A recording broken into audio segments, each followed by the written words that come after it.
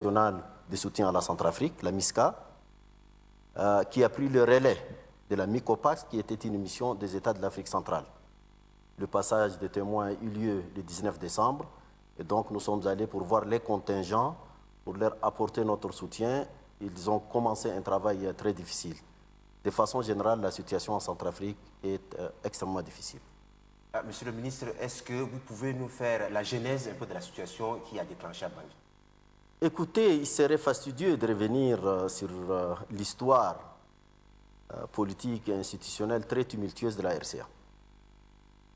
On a l'habitude de dire que l'Afrique est mal partie. Je crois que la Centrafrique est très mal partie. Je pense que la République centrafricaine ne s'est pas remise de la disparition tragique du président Boganda.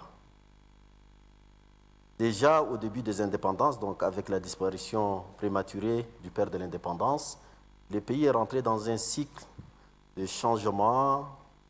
Il y a eu un pic avec un homme qui s'est même autoproclamé empereur, l'empereur Bokassa. Et depuis les dernières décennies, il y a une situation extrêmement instable. Des mutineries militaires, des rébellions, des coups d'État. Dernièrement, donc à la fin de l'année dernière, en 2012, il y a eu donc cette attaque de la Séléka qui a pris le pouvoir, une rébellion hétéroclite qui a pris le pouvoir des mains du président Bozizé. Et donc la situation s'est gravement détériorée. Il y a d'une part les éléments de la Séléka qui sont armés, qui sont inorganisés. De l'autre côté, il y a des milices qu'on appelle les anti-Balaka qui, semble-t-il, sont encadrés par l'ancienne garde du président Bozizé. Et les choses se sont détériorées, surtout à partir du 5 décembre, où les anti-Balaka ont lancé une attaque de grande envergure sur Bangui. Et depuis le 5 décembre, on dénombre pas moins d'1 millier de personnes qui ont perdu la vie, notamment à Bangui. Donc la situation est extrêmement difficile. La mission internationale de soutien à la Centrafrique, qui est une mission africaine, sous conduite africaine, donc elle a pris le relais de la mission qui concernait seulement les États de l'Afrique centrale. Au départ, on a prévu 3650 hommes. Vu la gravité de la situation, l'Union africaine a décidé d'augmenter les effectifs à 6 000. À ce jour, il y a aux alentours de 4 000 hommes africains qui sont à Bangui. Et je crois que dans les 2 semaines seront complétés par des contingents venant de la RDC et du Rwanda, pour un total de 6 000 hommes. Il y a également une mission française, un contingent français composé de 1600, l'opération Sangaris, qui est également sur le terrain. Donc le travail de sécurisation a commencé, mais il faut dire que c'est dans des conditions extrêmement difficiles. Monsieur le ministre, vous rentrez de Bangui, avez-vous rencontré quelques officiels centrafricains et quel est le message que vous leur avez livré par rapport à cette situation? Bien entendu que nous avons rencontré les autorités de la transition, le président de la transition, Michel Diotodia, le premier ministre Tiangaï. Nous avons rencontré également le président du Conseil national de transition, qui fait office de parlement provisoire du pays. Nous les avions rencontrés ensemble. Le message transmis par le président en exercice de la CAC, le président Idriss Déby, tout comme le message du président Sassou Nguesso, qui est le président du comité international de contact sur la RCA, le message de la présidente de la Commission de l'Union africaine, Madame Dr Zuma, était d'abord un message de soutien à la Centrafrique et aux autorités de la transition. Vous savez qu'après la chute du président Bozizé, il a fallu trouver un mécanisme de sortie des crises. Et donc, il y a eu, bien avant la chute du président Bozizé, vous vous souvenez, la conférence extraordinaire de la CSI ici à N'Djamena, suivie de la réunion de Libreville, au cours de laquelle a été signé l'accord de Libreville. Et donc, c'est à Libreville qu'a été nommé un premier ministre consensuel, M. Tiangaï. Avec les changements, les Centrafricains, organisés dans le cadre de ce qui est devenu par la suite les CNT, ont désigné M. Diotodia pour mener la transition.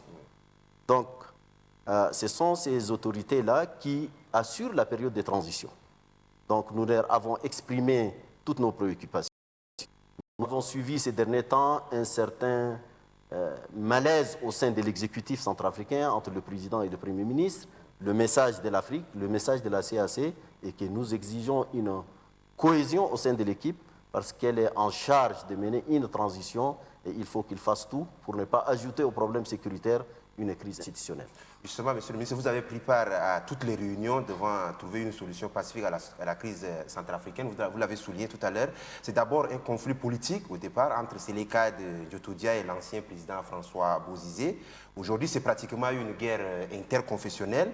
Alors, êtes-vous de l'avis des observateurs qui estiment quelle sera actuellement la situation est difficile à gérer? Alors, qu'est-ce qu'il faut faire actuellement pour que la paix revienne en Centrafrique?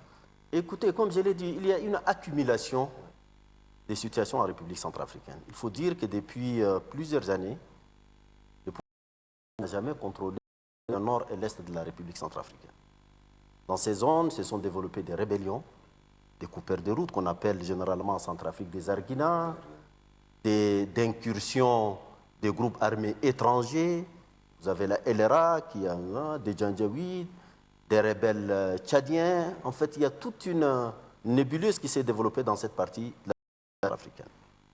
Et donc, avec la prise du pouvoir par Séléka à la fin, au début de l'année, donc en mars 2013, la situation s'est fortement dégradée, aussi bien à l'intérieur qu'à Bangui. Et donc, la CEAC a fait des efforts. Je rappelle le sommet extraordinaire du 21 décembre 2012 à N'Djamena, la conférence qui s'est tenue à Libreville et qui a accouché de l'accord de Libreville. Il y a eu au total 5 sommets extraordinaires de la CEAC. 3 réunions du groupe international de contact sur la Centrafrique. Tout ceci pour mobiliser la communauté internationale pour essayer de trouver une solution à la crise multiforme en République centrafricaine. Il y a un problème. Le pays, l'État a presque disparu. Il n'y a ni armée, ni force civile, ni administration. Donc le pays est vraiment dans une situation de presque d'état néant, pour reprendre une formule qui a été utilisée à un certain moment pour ce qui concerne notre pays. Oui. Donc il faut faire des efforts, et c'est la raison pour laquelle l'Union africaine s'est substituée à la région pour transformer la MICOPAX en une mission internationale de soutien à la Centrafrique sous conduite africaine. Et le plaidoyer fait par le Tchad, par la CEAC, par l'Union africaine, auprès de la France, auprès de l'Union européenne et auprès des Nations unies a abouti à l'adoption d'une résolution, la 21-27, le 5 décembre dernier, donc qui donne un mandat aux forces internationales actuellement en Centrafrique, MISCA plus Force Sangaris, de rétablir la paix, la sécurité et l'ordre, rétablir l'autorité de l'État, aider à la transition qui doit aboutir à des élections libres et transparentes et aider par la suite à la réforme de ce qu'on appelle le secteur de la sécurité et de la défense. Voilà la situation. Elle est extrêmement difficile. Toute la communauté internationale est mobilisée aujourd'hui au chevet de la Centrafrique pour pouvoir sortir de cette crise qui n'a que trop duré. Oui, Monsieur le ministre, toute la communauté internationale s'est mobilisée. La communauté internationale a fait des efforts pour rétablir la sécurité, la paix, la stabilité en Centrafrique. Mais jusqu'aujourd'hui, la situation est restée toujours tendue. Avez-vous l'impression que l'Union africaine, sur ce dossier, a échoué ou est-ce qu'elle joue réellement son rôle? Non, il faut dire que quand même l'Union africaine s'est saisie des dossiers très récemment. C'est en juillet dernier que le Conseil de paix et sécurité de l'Union africaine a décidé de la transformation de la MICOPAX, c'est-à-dire la mission des États de l'Afrique centrale de la CAC, en une mission africaine. C'est pour élargir. Il y a un principe au niveau de l'Union africaine qu'on appelle le principe de la subsidiarité. S'il y a un problème, c'est d'abord la communauté économique régionale qui s'en occupe. Et si ça s'aggrave, ça va jusqu'à l'Union africaine. Donc, à partir de juillet, il faut reconnaître que l'Union africaine a pris à bras le corps le dossier, ce qui nous a amené maintenant à poser le problème jusqu'au Conseil de sécurité des Nations Unies. Et maintenant, nous avons des résolutions, nous avons des forces qui ont un mandat sous le chapitre 7 qui permet l'utilisation notamment de la force pour rétablir l'ordre et la sécurité dans le pays. Alors, Monsieur le ministre, sur le terrain, le Tchad, fidèle à ses engagements, a dépêché un contingent, nous l'avions dit au début de notre entretien. Malheureusement, celui-ci est aujourd'hui la cible d'une campagne médiatique sans commune mesure organisée par les médias étrangers. Alors, ces informations sont relayées par une certaine société civile. Quelle est votre analyse de la situation actuelle? Je crois qu'on fait un procès en sorcellerie au Tchad. Le Tchad est un pays voisin est frère de la République centrafricaine. Je rappelle quand même dans l'histoire que Lubangui Chayeri a été rattaché en 1911 au territoire militaire du Tchad. Donc à un certain moment, pendant la colonisation, nous étions le même territoire. Les liens qui existent entre Centrafricains et Tchadiens sont notoirement connus, je n'ai pas besoin d'y revenir. Oui. Et pour prendre l'histoire la plus récente, depuis les années 94-95, où l'instabilité s'est instaurée en Centrafrique, notamment avec la mutinerie des forces contre le président Patassé. Les États de la CEMAC, Tchad, Congo, Gabon, Cameroun, Guinée équatoriale, ont envoyé déjà des forces. La MISAP, ensuite la FOMU, dernièrement donc la MICOPAX. Donc depuis une dizaine d'années, pour reprendre les termes du président Bozizé lui-même, la CEMAC était au chevet de la République centrafricaine. Donc les forces tchadiennes ne sont pas parties d'elles-mêmes. Elles ont été sollicitées par les autorités centrafricaines et elles sont parties dans le cadre de la solidarité régionale.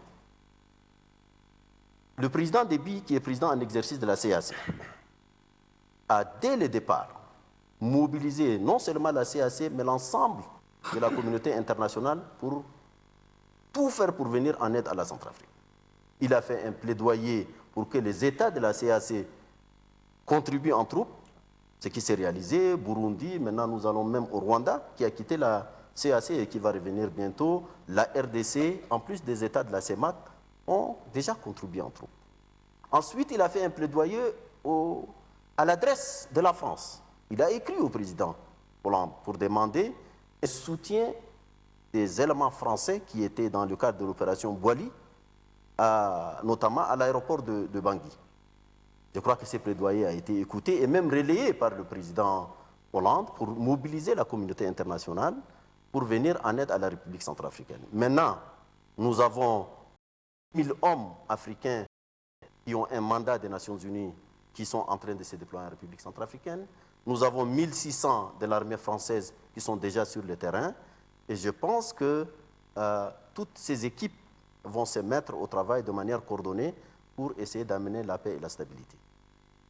Donc le Tchad, je pense toujours chercher la paix et la stabilité dans son voisinage, et notamment en République centrafricaine. Je rappelle que quand même les FACA, les forces armées centrafricaines, ont bénéficié du soutien du Tchad, du Cameroun, du Gabon, de la Guinée équatoriale, de ces pays de l'Afrique centrale, en équipement, en formation. Je me souviens qu'il y a des unités centrafricaines qui ont été formées et armées ici au Tchad. Ça a été la même chose au Congo, au Gabon, au Cameroun, en Guinée équatoriale, pour ne citer que cela. Donc dire que le Tchad a envoyé des forces pour prendre parti pour tel ou tel parti, je crois que c'est un faux problème.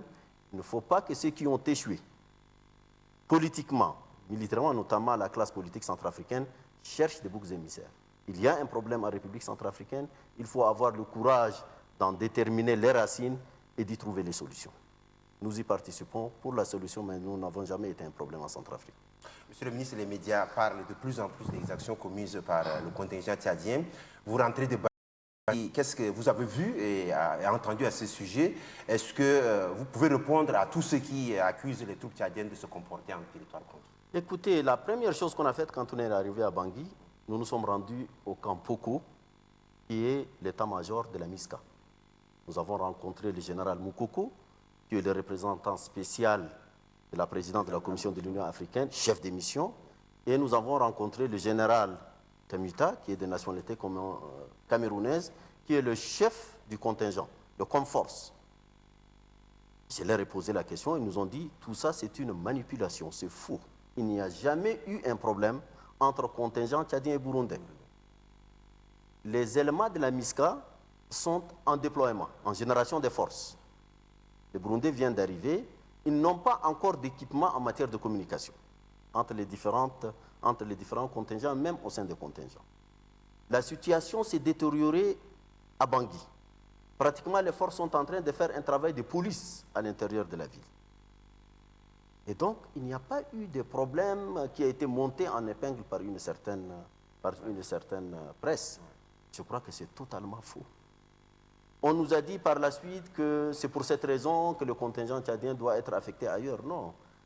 Le Comforce, puisqu'il a 6000 hommes, il les a essayé de les répartir sur l'ensemble du territoire centrafricain. Et il est prévu, donc dans son schéma, que le contingent tchadien aille vers Bosangwa, le contingent camerounais vers Pawa et des autres contingents dans différentes régions, y compris Bangui.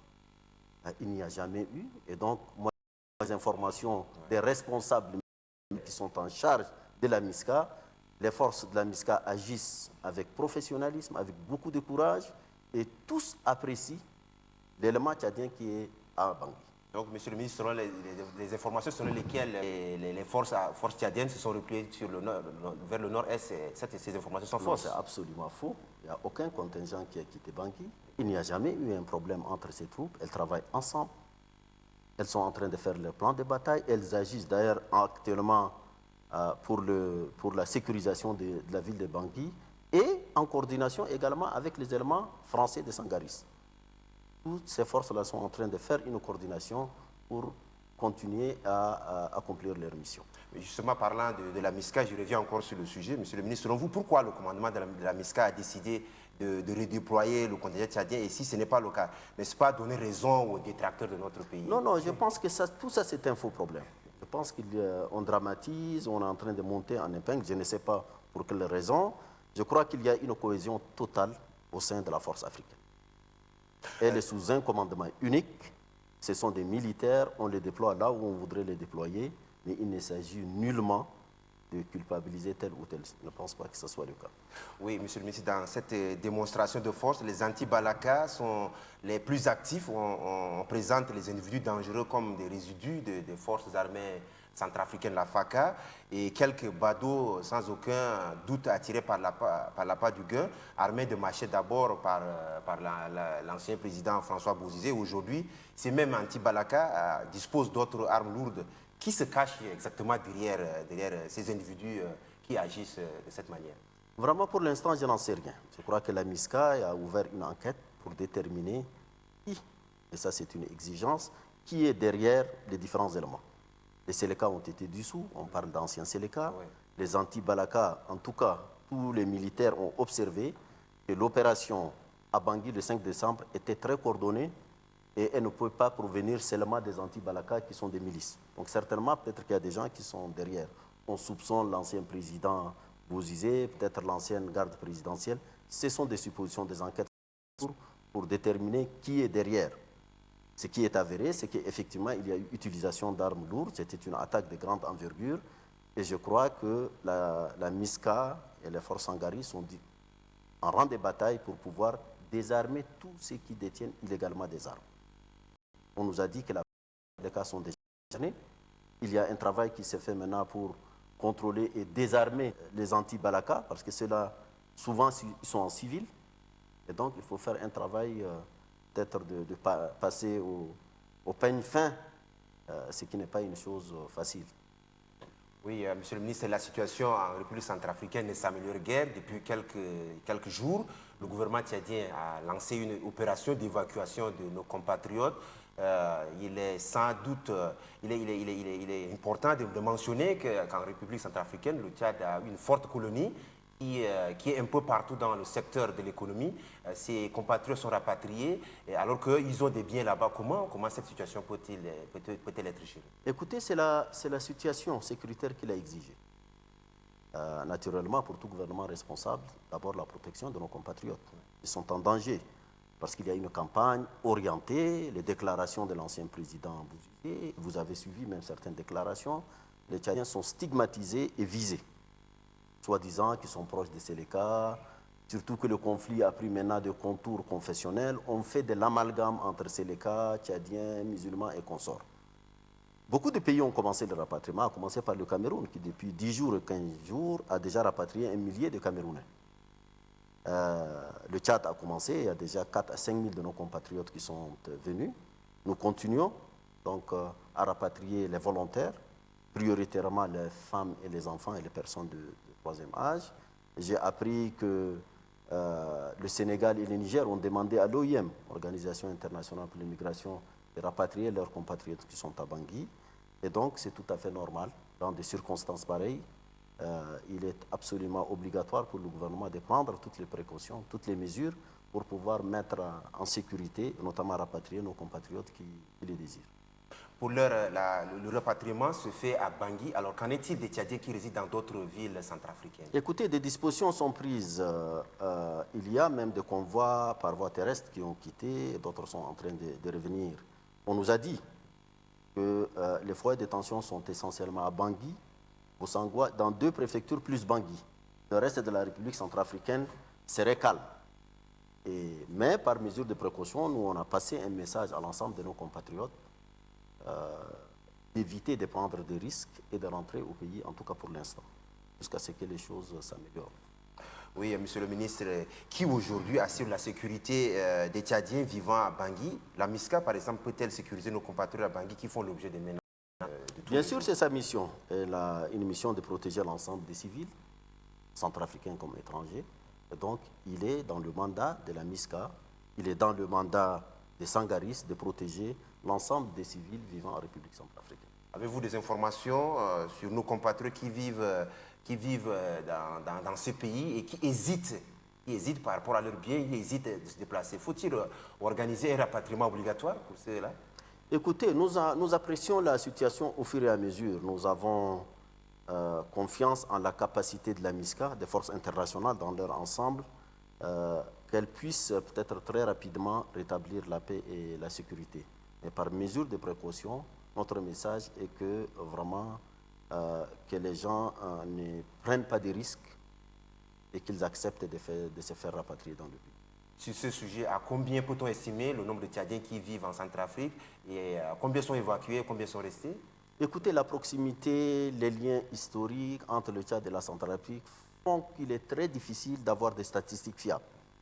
Il y a beaucoup de Centrafricains d'origine tchadienne, des Tchadiens qui sont devenus centrafricains. Donc, il y a une très forte colonie tchadienne ou d'origine tchadienne. Parmi les gens qui sont rentrés, il y a des Centrafricains qui sont d'origine tchadienne. Il y a même des Centrafricains tout court qui ont préféré, pour des raisons de sécurité, de plutôt venir à N'Djamena que de rester à Bangui. Nous n'avons pas de statistiques fiables, mais ce qui est certain, c'est qu'ils peuvent être même plusieurs centaines de milliers en Centrafrique. Monsieur le ministre, nous revenons sur la question qui concerne la MISCA. Pour ce qui est des contingents tchadiens au sein de la MISCA, beaucoup des Tchadiens interrogés ont l'impression que nos soldats sont laissés à leur triste sort. On n'a pas beaucoup entendu la MISCA défendre le contingent tchadien en tant que tel. Y aurait-il un problème au sein de cette institution? Il n'y a aucun problème. Le ministre de la Défense s'est rendu à 2 reprises au cours de la semaine à Bangui. Je suis allé moi-même hier. Nous avons discuté avec le commandement de la MISCA. Il n'y a aucun problème. Certes, nous sommes en phase de génération de forces. Donc il y a à peu près 4000 hommes qui sont déjà là, qui viennent d'arriver pour certains. D'autres contingents sont attendus. Donc il y a un travail de mise en place. Il faut dire que la MISCA n'a que jusqu'à hier 9 jours. Aujourd'hui 10 jours. Oui, 10 jours. En 10 jours, qu'est-ce qu'on peut faire? Ils sont encore dans les préparatifs et je crois qu'il n'y a pas de problème particulier malgré tout ce qui s'est dit. Il y a une parfaite cohérence et le Comforce a démenti tout ce qui a été dit sur le contingent tchadien. Le général chef de mission, général Moukoko, a également démenti et s'est insurgé contre ceux qui cherchent à diviser le contingent ou à jeter l'opprobre sur les soldats africains. Hier, vous avez suivi le commissaire paix et sécurité qui a amené tout son soutien à l'ensemble des contingents qui sont en République centrafricaine. La France, sous le mandat de l'ONU, intervient en Centrafrique sous le nom de l'opération Sangaris. Le président de la République, Idriss Déby Itno, avait même salué en son temps. Aujourd'hui, Sangaris fait l'objet des critiques de toutes parts. Les ex-Séléka accusent la France de vouloir passer les désarmés, de vouloir laisser les désarmés face à la vengeance populaire, eux et leurs corréligionnaires musulmans, la majorité non musulmane qui attend de la France, renverse Ndotodia et chasse les ex-Séléka. Alors, monsieur le ministre, que reproche-t-on à la France de maintenir en place et finalement, que faut-il désarmer en RCA pour que la paix revienne à des anti-Balaka ou les ex-Séléka? Vous savez, par nature, toute mission d'interposition est complexe et difficile. Vous ne pouvez jamais faire l'unanimité. Sangaris, Miska. Sangaris, Miska. Quand vous désarmez les Séléka, c'est les Séléka qui vont crier. Quand vous désarmez les anti-Balaka, ils vont crier. Ça, c'est tout à fait normal. Le mandat est clair. Le mandat est clair et je crois que les autorités de la transition sont également d'accord. Toutes ces forces, qu'elles soient de MISCA ou Sangaris, elles ont un mandat. Leur mandat est de rétablir la paix, la sécurité et l'ordre, imposer l'autorité de l'État. Et pour ceci, il faut d'abord procéder par le désarmement et le casernement de tous ceux qui détiennent illégalement des armes. Ils ont commencé par caserner les éléments de Séléka, désarmer ceux qu'ils trouvent d'Antibalaka, et je crois que la mission va continuer. J'ai vu, nous avons rencontré également le général qui est le chef de la mission Sangaris, de l'opération Sangaris, qui travaille d'ailleurs avec la MISCA. Il est parfaitement serein et je crois que ce sont des critiques qui sont inévitables. L'essentiel, c'est vraiment le résultat, désarmer, et par la suite, les Centrafricains sentiront eux-mêmes l'action de ces forces internationales qui est à leur bénéfice.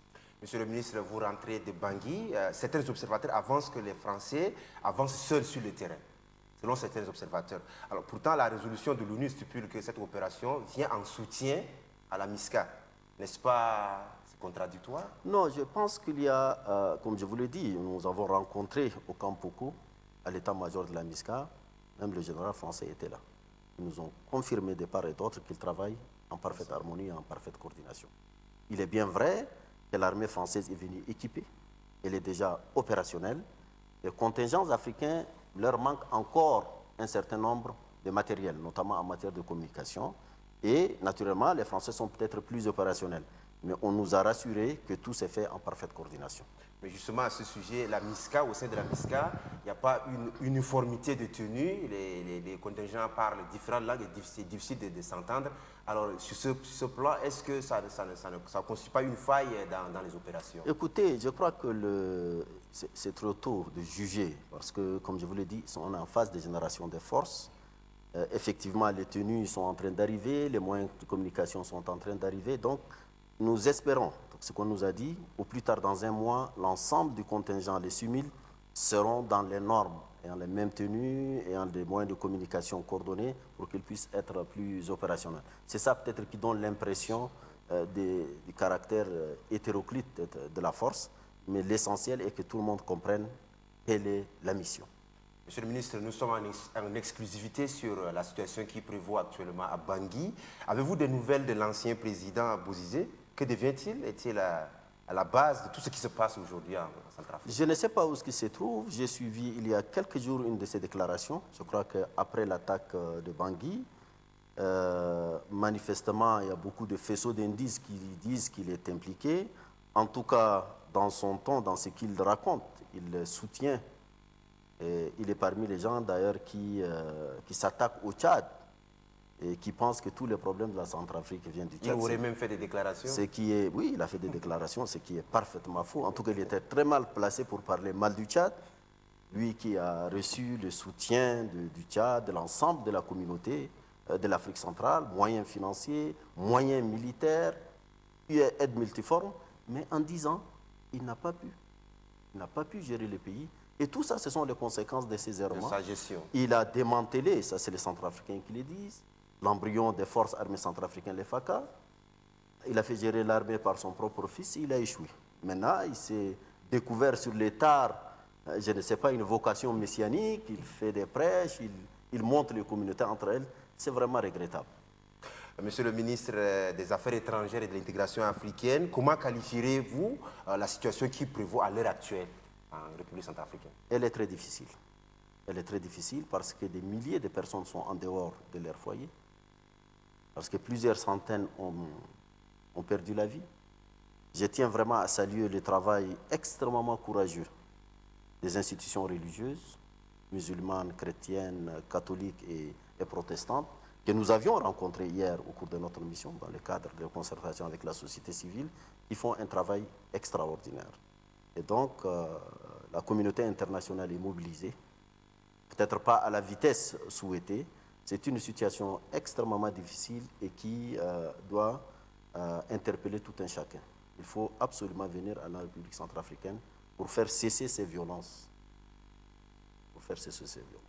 Monsieur le ministre, la RCA et le Tchad sont cités en référence dans le domaine de l'intégration sous-régionale. Avec cette situation qui se passe, quel sera l'avenir de cette intégration sous-régionale?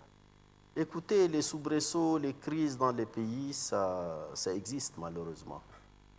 Moi, je pense que c'est une situation très difficile. Elle est la résultante d'un certain nombre de problèmes non réglés. Notre souhait est que la Centrafrique sorte de cette crise réconciliée. C'est la raison pour laquelle nous accompagnons la RCA pour que des élections libres puissent permettre à doter les pays d'institutions choisies par les Centrafricains pour que les Centrafricains se réconcilient avec eux-mêmes et participent à l'intégration de notre sous-région qui a pris beaucoup de retard. Monsieur le ministre, je reviens encore sur cette question. Le Tchad est le pays qui paye un lourd tribut par rapport au déploiement des forces là-bas. Avez-vous un message très particulier à l'endroit de nos forces de défense et de sécurité qui font un travail remarquable à Bangui? En tout cas, d'abord, je m'incline vraiment devant la mémoire de ceux qu'on a perdus. Ce sont des hommes qui sont partis pour la paix et qui ont perdu la vie, ce qui est normal. Ce qui est anormal, par contre, c'est la campagne injuste orchestrée contre le contingent, orchestrée contre les Tchadiens, dont les conséquences sont l'animosité qui se développe dans certaines franges de la société centrafricaine contre les Tchadiens. Je répète le message que j'ai dit hier devant la société civile centrafricaine. Il ne faut pas qu'ils cèdent à des manipulations. Les Tchadiens ne sont pas les ennemis de Centrafrique. Le problème en Centrafrique n'est pas un problème confessionnel. Il ne faut pas déraper. Si la classe politique a échoué, il faut qu'elle se ressaisisse. Il faut mobiliser les Centrafricains contre la violence, contre la misère. Il faut organiser ce pays qui, malheureusement, a perdu tous ses repères. Je pense que c'est ça la tâche essentielle. Nous, en tant que pays frères et voisins, nous nous sentons en devoir d'aider la République centrafricaine dans cette phase cruciale de son histoire. Monsieur le ministre, dernière question. Par quoi passe la paix et la stabilité en RCA? Quelles sont vos pistes de sortie de cette crise? Écoutez, il faut que les Centrafricains dialoguent, il faut qu'ils se parlent. Le dernier sommet de la CEAC qui s'est tenu le 21 octobre ici à N'Djamena a préconisé la tenue d'une conférence de réconciliation nationale. La CEAC a mis une équipe qui est en train de travailler, notamment avec la société civile centrafricaine, avec les religieux, les partis politiques. Il faut absolument que les Centrafricains se parlent. Il faut calmer les esprits, ils sont surchauffés. Il y a trop de passion. Il faut dépassionner parce que les Centrafricains sont condamnés à vivre ensemble. Il faut trouver les moyens de les faire asseoir autour d'une table pour vider peut-être toute cette amertume accumulée. Mais moi, personnellement, je pense que la classe politique, l'intelligentsia centrafricaine, se doit d'oublier vraiment les querelles et la recherche du pouvoir pour aider ce pays à sortir de cette impasse. Monsieur le ministre, je vous remercie. Merci. Chers auditeurs et téléspectateurs de l'ONRTV, nous avons reçu en exclusivité Monsieur le ministre des Affaires étrangères et de l'intégration africaine, Moussa Faki Mahamat, qui a fait un déplacement à Bangui pour constater de visu la situation sur place. Il était l'invité de l'ONRTV. Merci de nous recevoir chez vous une fois de plus. Merci.